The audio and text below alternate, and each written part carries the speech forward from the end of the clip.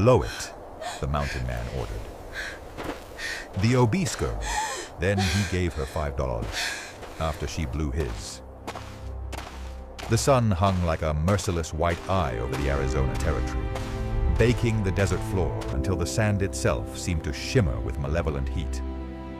18-year-old Arabella Higgins crawled forward another few feet, her substantial 350-pound frame leaving a wide trail in the sand behind her.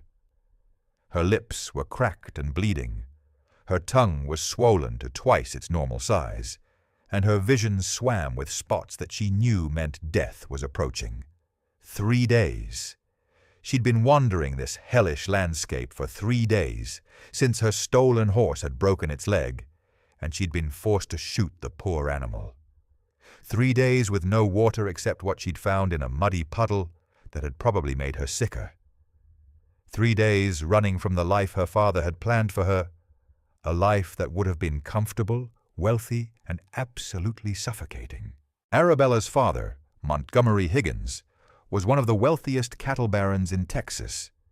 He owned more land than some European countries, employed hundreds of men, and had connections that reached all the way to Washington, D.C.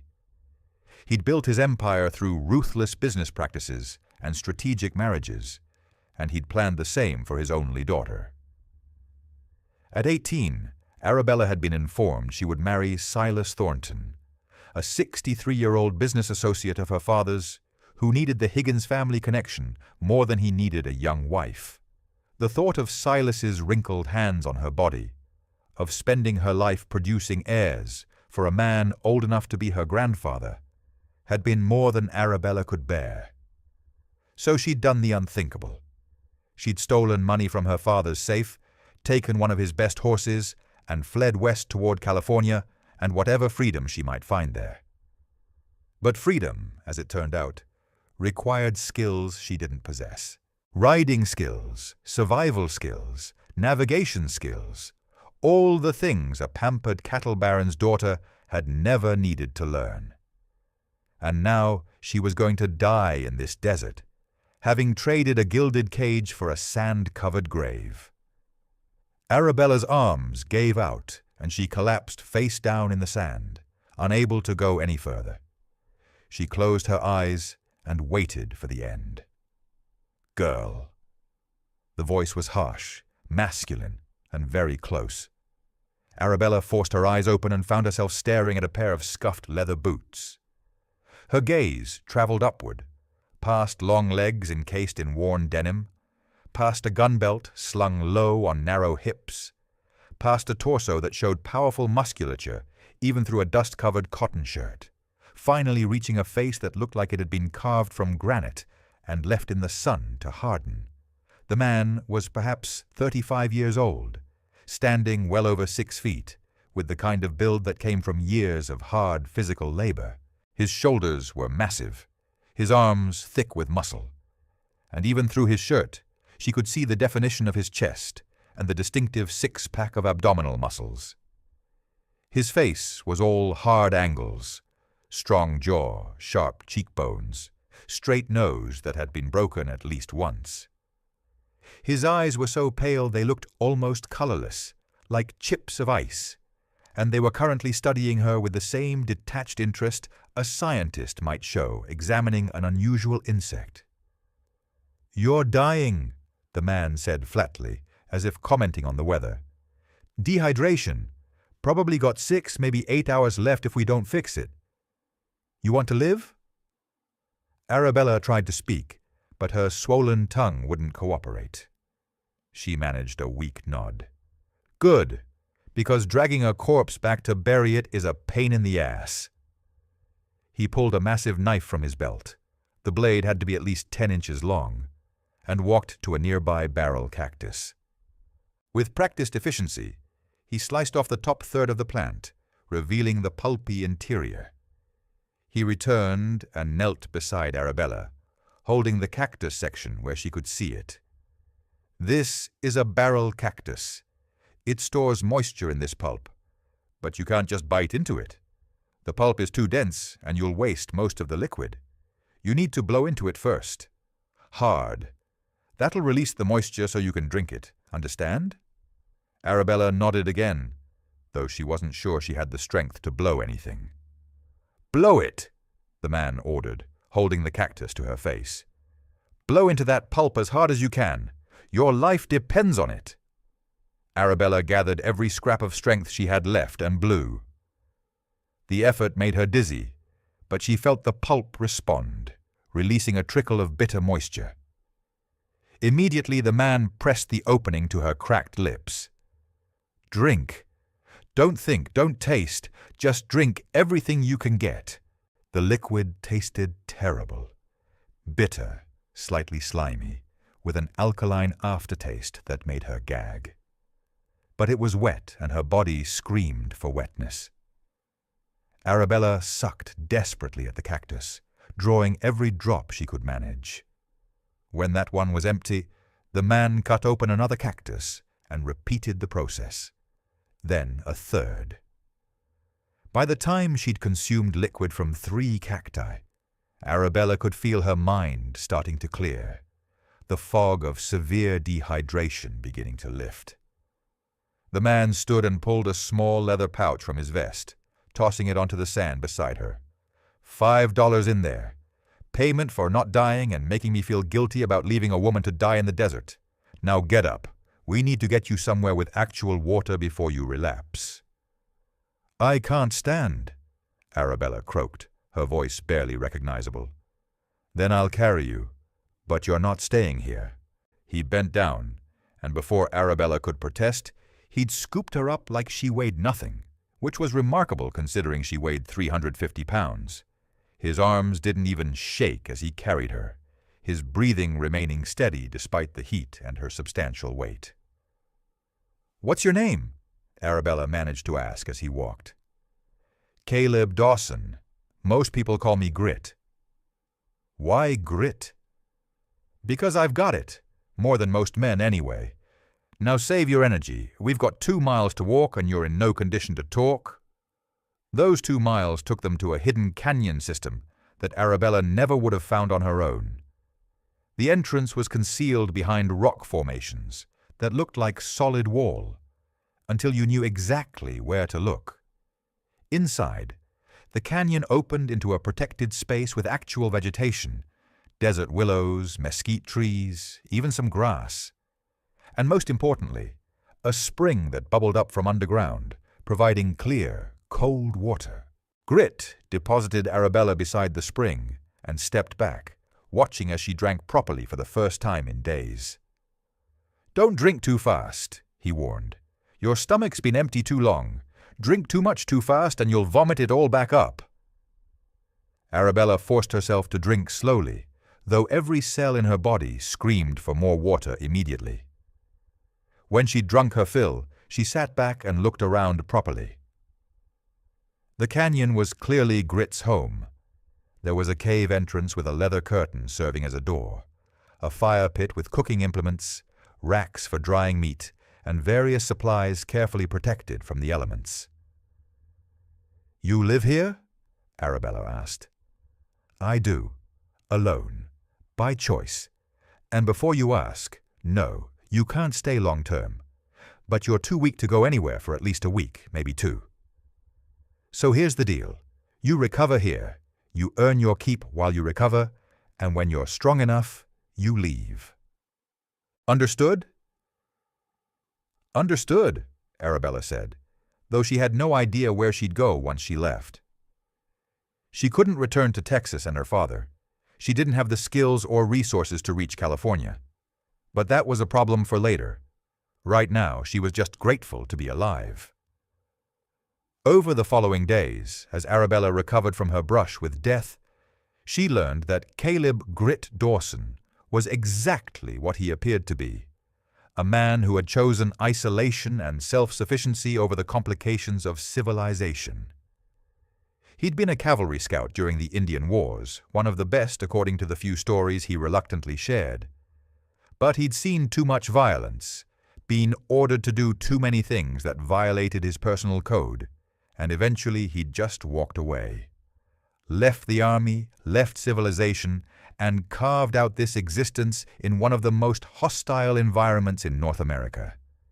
He was also, Arabella quickly discovered, the most demanding person she'd ever encountered. As soon as she could stand without swaying, he put her to work. "You want to eat my food and drink my water? You earn it," Grit said bluntly. "I don't run a charity here. You'll start by learning basic survival skills. First lesson, fire without matches." He dumped a collection of materials in front of her. Dry wood, tinder, a bow drill set. "Figure it out. You don't eat dinner until you've got a fire going." "But I've never—" "Then you'll learn, or you'll go hungry. Your choice." It took Arabella 4 hours of frustration, failed attempts, and blistered hands before she finally coaxed a spark into tinder and built that spark into flame. By then it was well past dinner time and she was starving. But when Grit saw the fire burning steadily, he nodded with what might have been approval and began cooking. "Not bad for a first try. Most people take 2 days. Tomorrow we work on water finding." And so began the most grueling education of Arabella's life.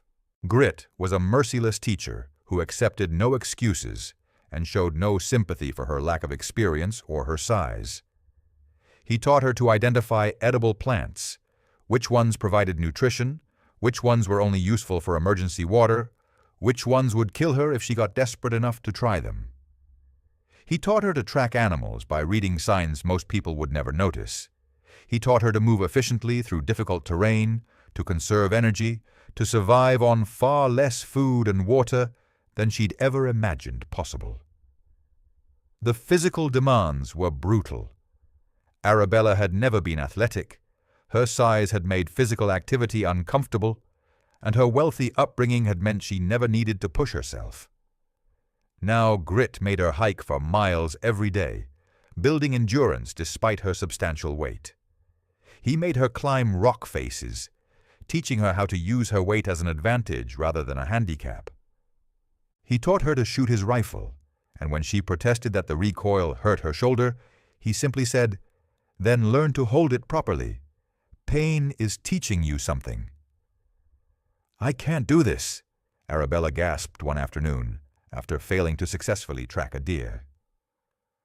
"I'm too slow, too heavy, too full of self-pity," Grit interrupted harshly. "Your size is not your problem. Your attitude is your problem. You think being fat makes you weak? Doesn't. Plenty of strong, capable people are heavy. You think being fat makes you slow? Doesn't have to. You can learn to move efficiently at any size. The only thing holding you back is your belief that you're somehow limited because of your body. Stop making excuses and start learning." It was the cruelest kindness anyone had ever shown her. Grit refused to let her use her size as an excuse for failure. He expected her to succeed at the same tasks he would expect from anyone, adjusting his teaching methods when necessary, but never lowering his standards. And somehow, under his harsh tutelage, Arabella began to transform. Her body didn't change dramatically. She was still substantially overweight, still technically obese by any medical standard. But she grew strong. Her legs developed muscle from constant hiking. Her arms grew capable from hauling water, processing game, building fires. Her endurance increased until she could walk for hours without feeling winded. She learned to move through the desert with surprising grace, understanding how to place her feet, how to balance her weight, how to navigate terrain that would challenge people half her size. More importantly, her mind transformed. She stopped seeing herself as helpless, as a victim of circumstances, as limited by her body.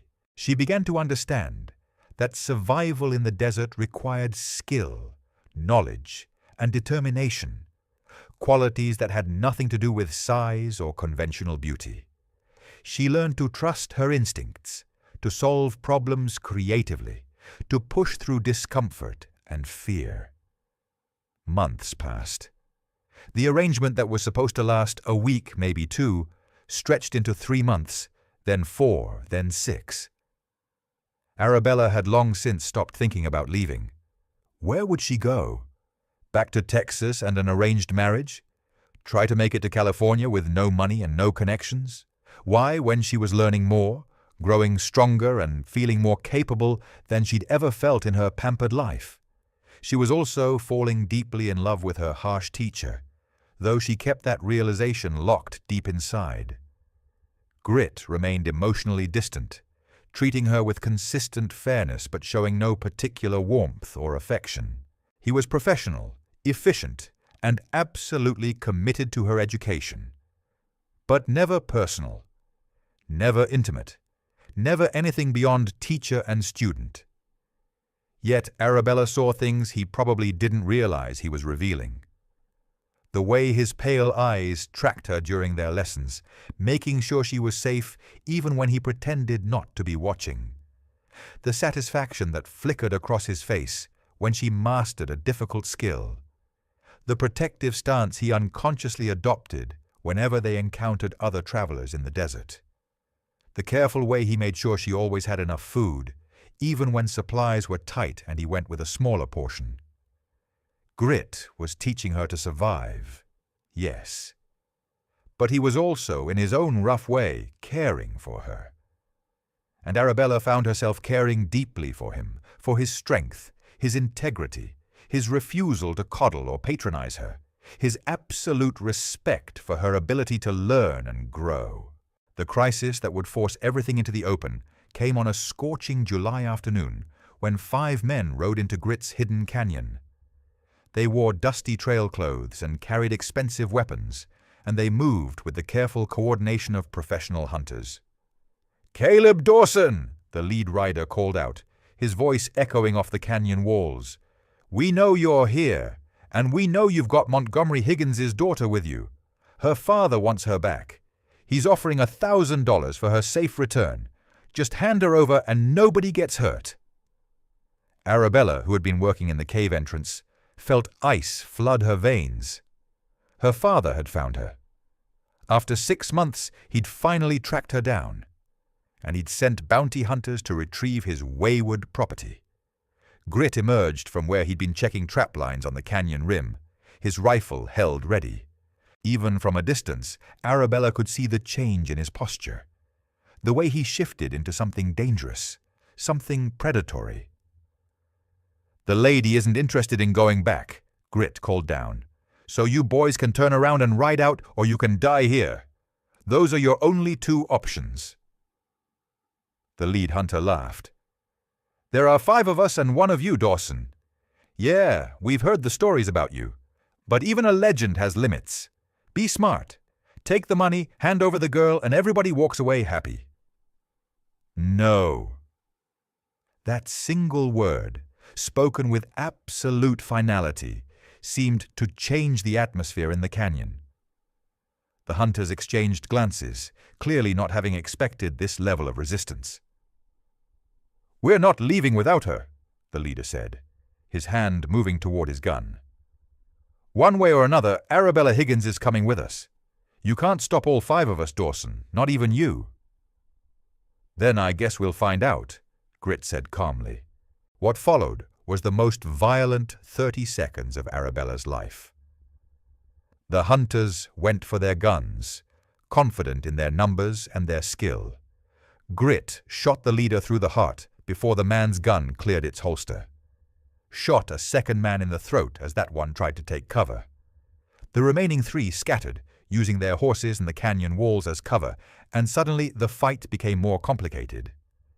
Arabella watched from the cave entrance as Grit moved through the canyon with terrifying efficiency, using his intimate knowledge of every rock and shadow to his advantage. But there were still 3 armed men hunting him, and Arabella saw one of them circle around to a position where he'd have a clear shot at Grit's back. She didn't think, didn't hesitate. She grabbed the rifle Grit had been teaching her to use for months and stepped out of the cave. "Hey, you looking for me?" The bounty hunter turned, surprise clear on his face. He raised his gun toward her, and Arabella did exactly what Grit had taught her. She controlled her breathing, aimed center mass, and squeezed the trigger smoothly. The rifle kicked against her shoulder, and the bounty hunter went down with a scream, clutching his leg where her bullet had shattered his kneecap. His gun flew from his hand, skittering across the rocks. Another hunter turned toward the noise, distracted, and Grit shot him through the chest. The final hunter, seeing 4 of his companions down, and realizing he was alone, threw down his gun and raised his hands. "I surrender! Don't shoot!" Grit kept his rifle trained on the man while he disarmed him, then tied him securely. The wounded hunter Arabella had shot was also restrained, though Grit did treat his wound. He wasn't going to let a man bleed to death, even an enemy. "You shot me!" The wounded hunter whined at Arabella. "You fat bitch shot me! And I'll shoot you again if you don't shut up," Arabella said coldly, surprised by the steadiness in her own voice. "You came here to drag me back to a life I don't want. You threatened Grit. What did you expect would happen?" After securing the prisoners and dealing with the bodies of the 3 dead men, Grit finally turned his attention to Arabella. He walked to where she stood still holding the rifle, her hands shaking now that the adrenaline was wearing off. "You shot him," Grit said, and there was something in his voice Arabella had never heard before. "I know. I'm sorry if I interfered, but he was going to shoot you from behind and I couldn't let that happen, so I—" "You saved my life," Grit interrupted. "That's what you did, and you did it well. Clean shot, disabled the threat without killing him. That's professional-level shooting, Arabella. I'm proud of you." Those last words, coming from a man who had never shown emotion or paid compliments, hit Arabella harder than she would have expected. She started crying, great, gasping sobs that shook her entire body. Grit set down his rifle and pulled her into his arms, holding her while she cried. "It's all right. The shaking, the crying, that's normal after your first fight. Let it out. You're safe now." "They were going to take me back," Arabella sobbed against his chest. "Back to my father, back to that arranged marriage, back to being property instead of a person. I can't go back, Grit, I can't. I'd rather die out here than go back to that life." "You're not going back," Grit said firmly. "I won't let them take you." "But why?" Arabella pulled back to look at his face. "Why risk your life for me? I'm just some rich girl who wandered into your desert and refused to leave. You don't owe me anything, so why fight 5 armed men rather than just take their money and let them have me?" Grit was silent for a long moment, his pale eyes studying her face with an intensity that made her breath catch. Finally, he spoke. "Because somewhere in the past 6 months, you stopped being just a student, stopped being just some rich girl I was teaching to survive. You became important, essential. The idea of you going back to that life, of you being forced into marriage with some old man, of you losing all the strength and capability you've gained out here, I can't stand it, won't allow it." He cupped her face with his calloused hands. "I love you, Arabella. I've been fighting it because you're young, and you deserve better than a broken-down ex-scout living in a desert canyon. But I can't pretend anymore. I love you. I love your strength, your determination, your refusal to quit no matter how hard I push you. I love that you chose the desert's harsh freedom over a gilded cage. I love that you just shot a man to protect me without hesitation. I love you, and I'm not letting anyone take you away."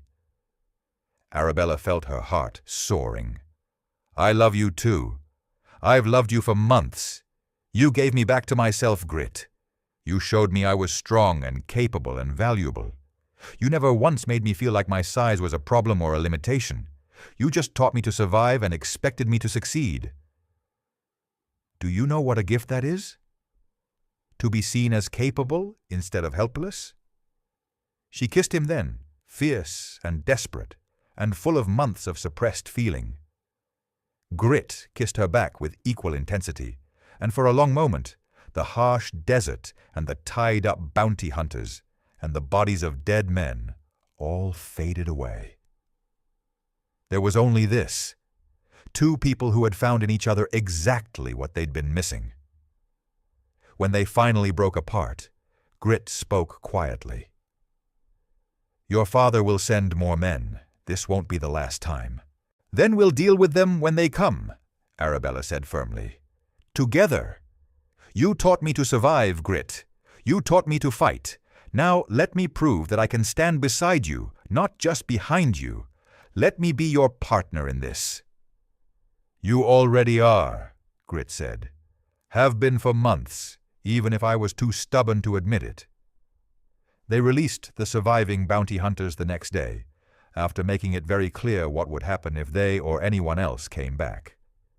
The wounded man could barely walk, and both men were sufficiently terrified of Grit's reputation and Arabella's unexpected competence with a rifle that they agreed to tell Montgomery Higgins his daughter was not coming back willingly. "Tell him I'm dead if you want," Arabella said. "Tell him I died in the desert. It's not really a lie. The pampered girl he knew did die out here. What's left is someone different, someone he wouldn't recognize." Over the following years, Arabella and Grit built a life together that defied every expectation either had ever had. They remained in the hidden canyon, adding to and improving Grit's homestead until it was almost comfortable. Arabella continued to develop her survival skills until she was nearly as capable as Grit himself.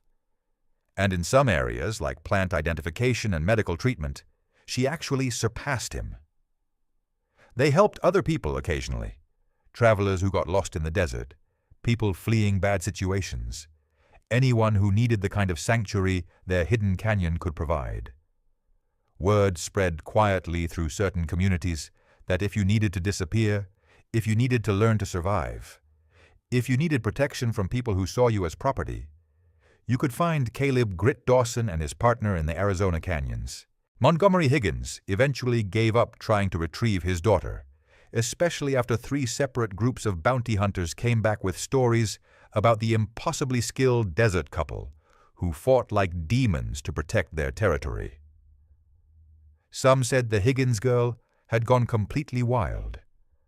Others claimed she'd become even more dangerous than Grit himself. A few suggested she'd actually died, and Grit was just protecting her grave. The truth, that she'd found genuine strength, genuine love, and genuine freedom in the harshest environment imaginable, was something Montgomery could never have understood. Arabella never lost her substantial weight. Desert living kept her strong and healthy, but her body remained large, remained obese by conventional medical standards. And she stopped caring entirely. Out in the desert, strength mattered more than size. Capability mattered more than appearance, and Grit loved her exactly as she was. Large, strong, capable, and absolutely essential to his life. The story of the cattle baron's daughter who disappeared into the desert and became a legend in her own right spread throughout the territories. People told it different ways, some sympathetic, some mocking, some embellished beyond recognition. But everyone agreed on the core truth: that Arabella Higgins had chosen harsh freedom over comfortable captivity, had learned to survive in conditions that killed most people, and had found genuine love with a man who valued her for exactly who she was. And that $5 payment Grit had given her, after teaching her to blow moisture from a cactus, Arabella kept those coins for the rest of her life, sewn into a small leather pouch she wore around her neck. They represented the first moment in her transformation, the moment when a dying rich girl became a desert survivor, when helplessness became capability, when she first understood that she could be so much more than what society had told her she was. Years later, sitting on the rim of their canyon, watching the sunset paint the desert in impossible colors, Arabella spoke quietly. "Do you remember that first day, when you found me dying in the sand?" "I remember thinking you had maybe an hour left," Grit said, "and feeling annoyed that I was going to have to bury a stranger. And now?" "Now I can't imagine my life without you in it," Grit said simply. "You made this canyon into a home instead of just a hiding place. You gave me purpose beyond just surviving. You're the best thing that ever happened to me, Arabella, even if you did almost die before I could meet you properly." Arabella laughed and leaned into his warmth, watching the stars emerge in the darkening sky. She'd fled her father's mansion to escape an arranged marriage and had nearly died in the process. But that near-death experience had led her to this, to a life built on her own terms, to genuine love with a partner who valued her completely, to strength she'd discovered within herself when the world had told her she was helpless. The desert had almost killed her. Instead, it had saved her, and she would spend the rest of her life grateful for that harsh salvation.